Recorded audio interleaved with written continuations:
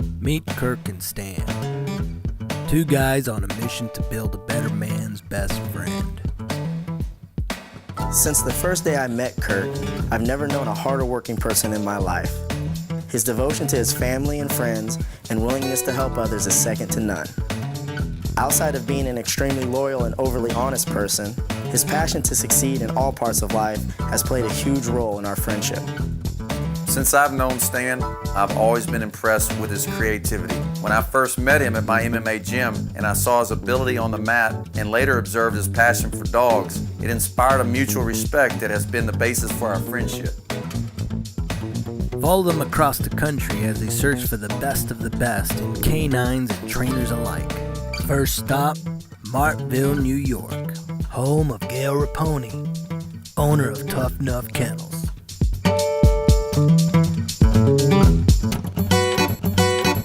When we purchased Chaz from Tough Enough Kennels, they flew him out to me in Dallas. Seeing upstate New York was something I'd always wanted to do, and this gave me my built-in excuse for a dog road trip. Since I had never been to their breeding and training facility in upstate New York, I had always wondered what it would actually be like to go and see the American Bull Molosser breeding program and learn Gale Raponi's training system. Some say Gale Raponi's system is controversial, but I was eager to see if Chaz and I would get it. Have you ever seen this dog work? No. Well, I shouldn't say no. He was here for 13 months and went through some training. So he's been agitated here at a minor scale. He hasn't had any advanced training. All right, well, here it goes. We're about to see Chaz in action. We're going to see him work. We haven't seen him work in a long time. 24 hours in the truck. Let's see what he does.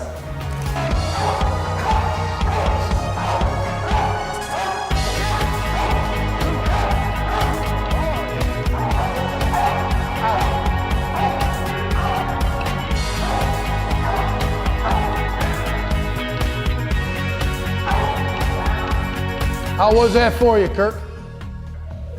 Now, when this man presents himself, turn the dog on and go back to that stance. Make like a tree. You did excellent. Seriously, I'm thinking, are you kidding me? 3-foot leash? Do I look like a midget to you? Of course, on the other hand, I'm thinking he's the professional and I'm trying to get through my own amateur hour at a handling for dummies starter kit class without showing too much of my ass cheeks.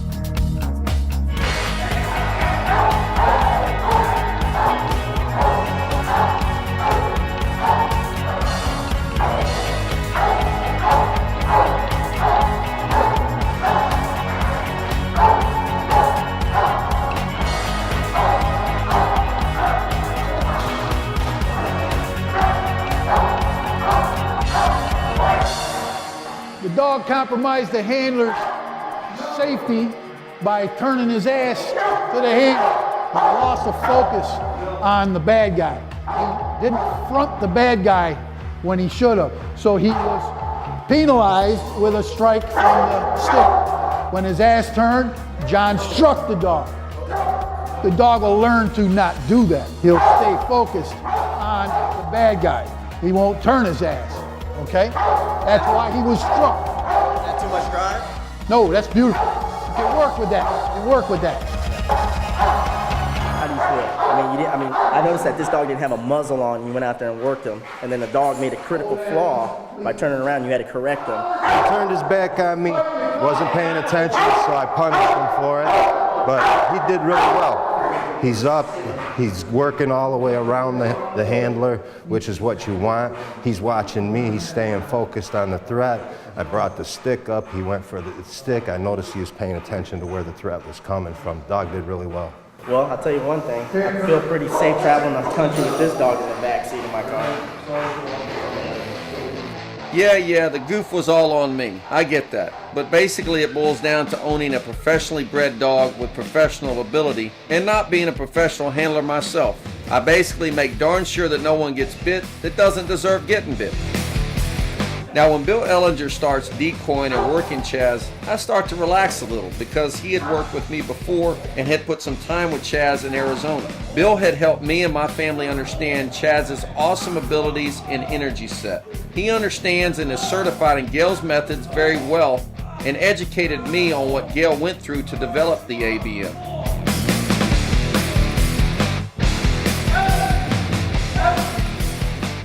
Good. Now maybe he'll shut up. Chaz is our home family protector, and by the way, absolutely adores children. So you got a little love bite, huh? Yeah, there's a couple. Yeah. How much pain is that right there? Oh, just a little pressure. Just a little pressure, huh? Yeah.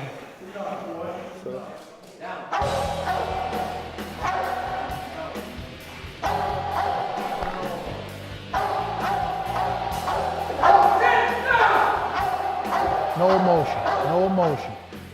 Assertive. Well, you actually need to handle him more. No, it ain't. Don't get any easier when you leave either. So, needs training.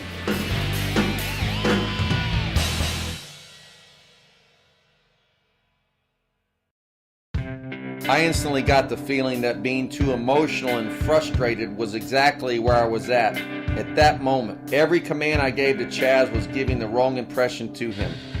Gale's instructions were well intended, but by that point, I had had enough. I was trying unsuccessfully to handle my dog and my emotions, so I got the hell out of the training center, making an ass out of myself further.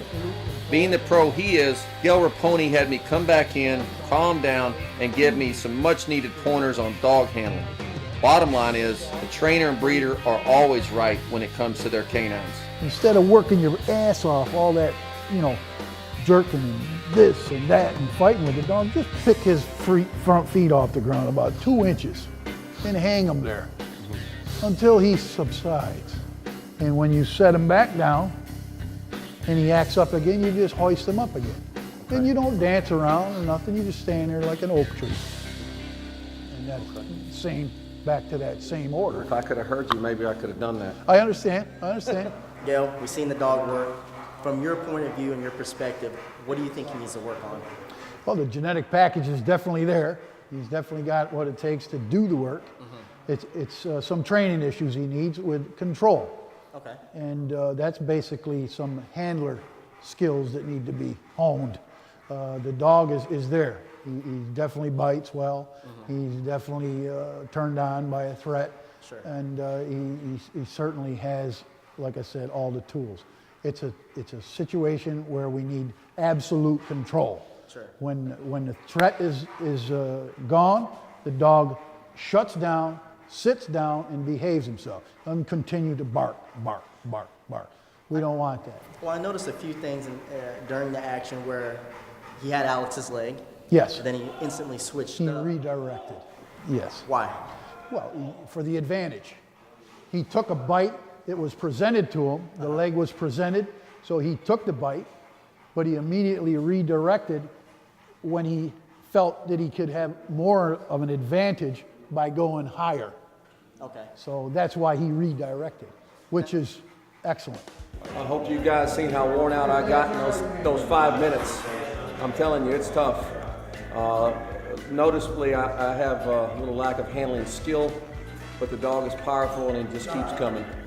So thanks to these good guys' work and Mr. Gale Raponi, I'm learning how to handle the dog better.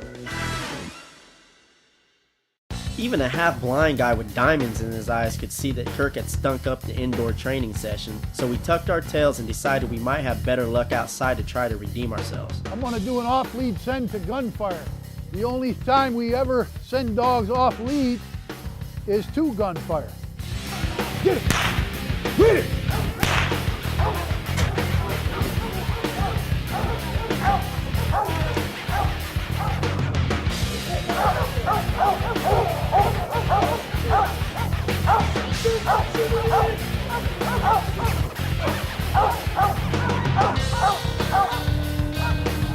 Here!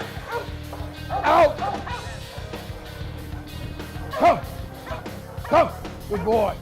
Good boy!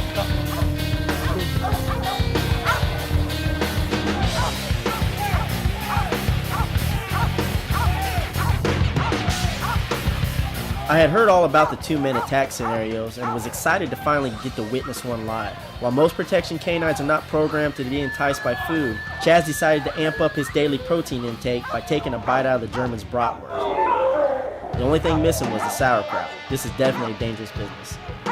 Injuries happen. It's the nature of the beast. I mean, we're working without equipment a lot of times. You know, we have to trust the handler to be on top of his dog. You know, so we do our best to avoid injuries, but they happen. And, you know, going into it, we know that it can happen because we're not playing with the dogs. We're not trying to make them look pretty. I don't want your dog to like me. I'm the bad guy, period. So he's trying to hurt me. When you work with the caliber of dogs that we do here, you better be in shape because they take you through your paces hard. This is by far the most exhausting out of the sports that I've done in training.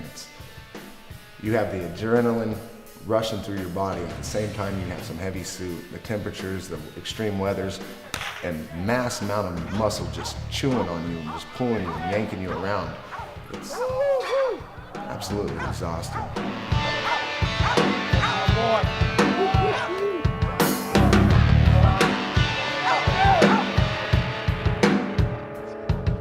Canine trainers are real athletes with real dangers and hazards. Taking on injuries is part of the job. At the end of the training day, these brave men have a language that only they understand.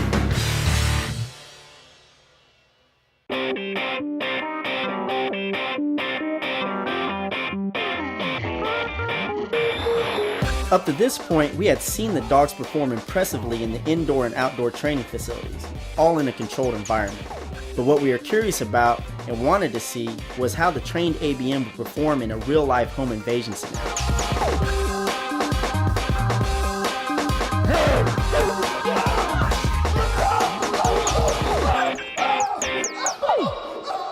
Unless a dog has undergone specific training in defense, you don't know what that dog is going to perform like. A Schutzhund 3 dog has been conditioned to do exercises, specific exercises, redundant over and over.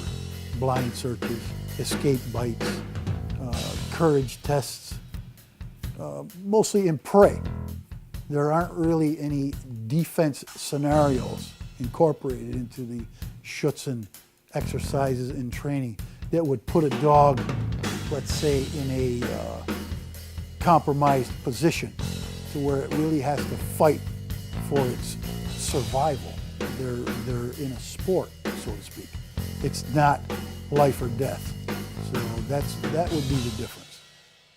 Schutzhund means protection dog, but the original foundation was it was a breed standard testing. It was testing a dog to see if it could go on to personal protection and to go on to real protection work.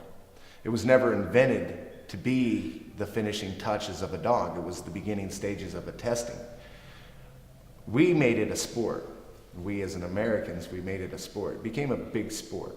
And what it is, the difference is, well, it's the difference between Taekwondo's point sparring and, well, fighting for your life. When you have a wedged sleeve with a tube in it, you don't feel the dog.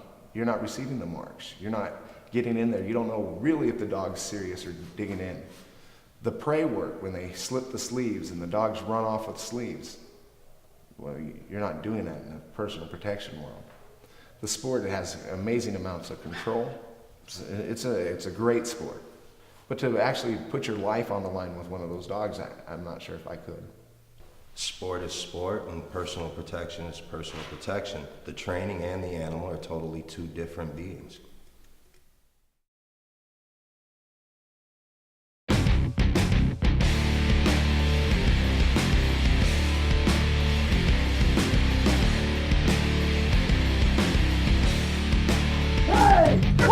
People! Honey! What's going on? Honey, call 911. Okay, hold on, we have an intruder. I'm sorry!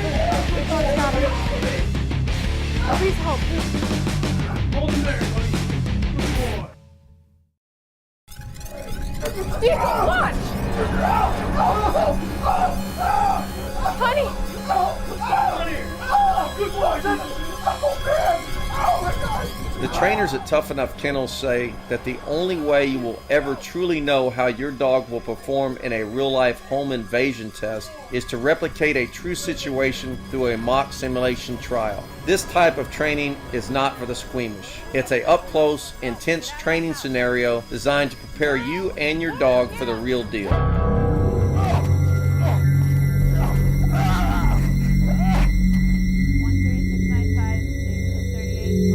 To see the effort and intensity put out by Bill and the other trainers in these scenarios made us totally respect what trainers have to go through.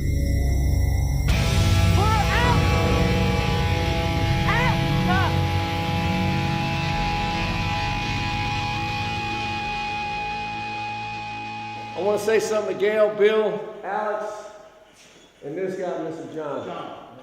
I'm putting this suit on not because, I just want to say I respect what you guys do. I'm doing this one time, get the cameras rolling. I'm not trying to prove nothing. If you're sorry ass but to put this suit on, I wouldn't have to do it. All right, so we're about to take a bite. Drove 24 hours. I respect what I'm Take from a very respectable dog, huge, massive dog. I mean, the biggest dog on this lot, pretty much. No, I'm just messing with you. Well, you know, we're traveling the country. We have such a big respect for canine trainers, whether it's obedience or protection, and it's an experience. You know, I've never been bitten by a dog. I've never caught a dog, and it's going to be my first time, so I'm looking forward to it. So after Stan suckers me into getting on the canine bodysuit, I find myself wondering, why the hell am I going first?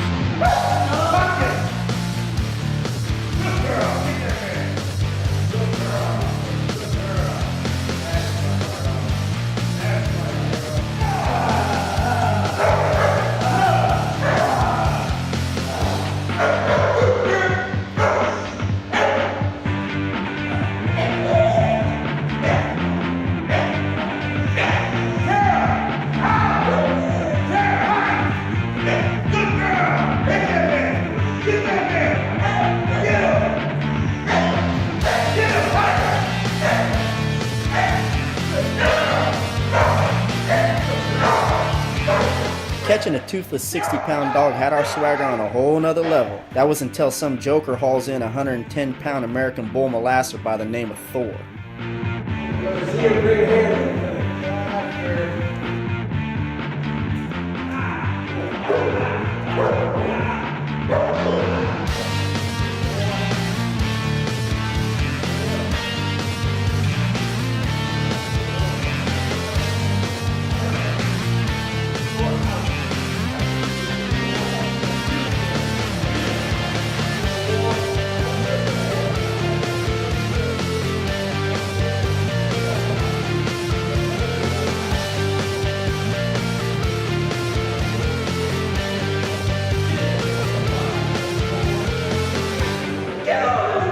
After getting conned into sliding on a bite suit, now it's high time for my MVP canine partner Stan to face the music and test his mettle against the big bulldog.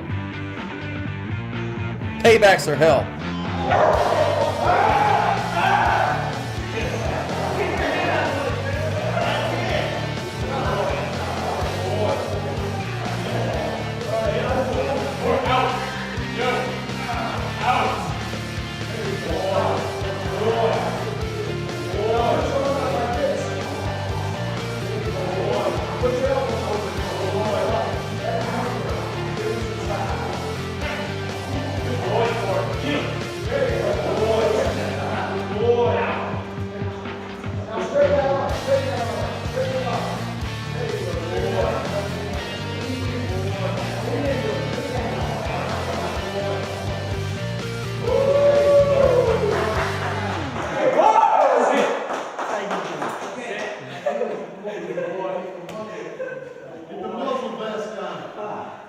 It was a workout.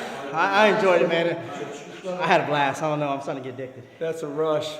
I don't really need to do this too much. I'll be honest with you. If Stan wouldn't have done it, I would have done it. He's crazy, though. Yeah, it was fun, man.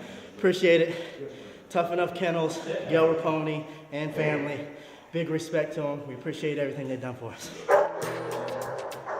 Right when I think I'm done for the day, out comes a bite sleeve, and these guys are pulling me back onto the training floor.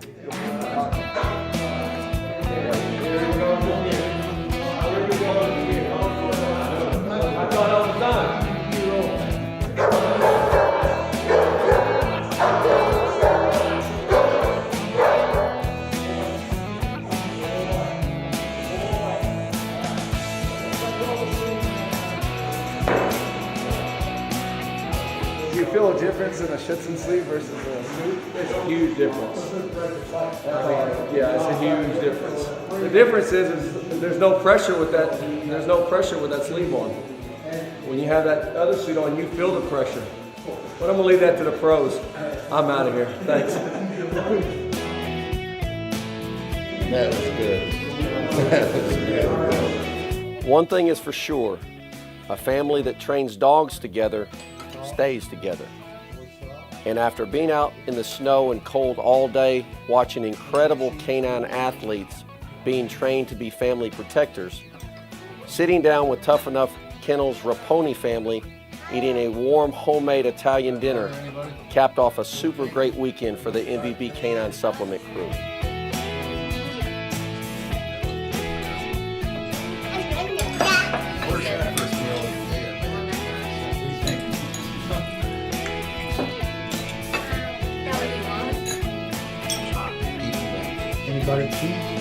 The whole crazy concept of two guys finding a way to give back to the canine community through creating the Way of the Canine Trainer TV series is a testament to how great this country really is.